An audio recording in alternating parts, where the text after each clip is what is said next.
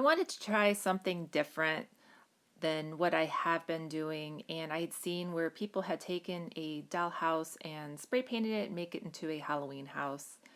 So I thought I would give it a shot. So I found this dollhouse at a thrift store for $2, and everything else in this video is Dollar Tree, the decorations and such. So let's get started.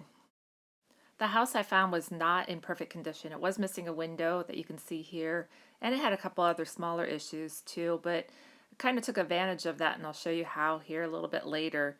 I did start with a Rust-Oleum 2X paint, and it was a slate matte color, and spray painted the whole house inside and out that color. To fix the broken window, I did take some crafting sticks and broke the ends off of them and painted them with some washed down paint and did kind of a brown wash over it, and then just kind of dot it with a black permanent marker where nails would go, and then glued it to the window, and that kind of gave it this nice eerie broken down house feel. For the inside, Dollar Tree does carry these little dollhouse furnitures and people, and so I bought two packages. I found these with the pink couch and then with the bookcase and the chairs. And some of the furniture is in really cool colors. I like the purple and I like the green, but I wasn't too crazy about the pink for this project, so I did get the spray paint back out and spray painted the couch. Took a black permanent marker to the pillow and some of the trim and just colored that in.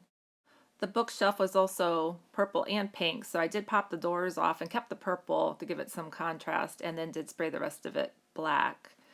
The doll that was inside, I did cut off all her hair and then spray paint her white. I decided to go with a mummy, but you could make any character.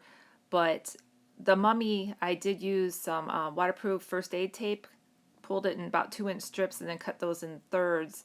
And because she was painted white, didn't have to wrap the whole thing, but just gave it the sense that it was wrapped in bandages all over.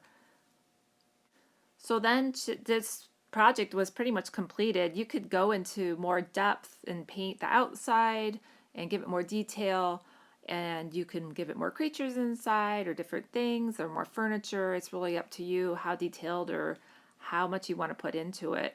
But if you want to see the inside, I have a video coming up, and enjoy.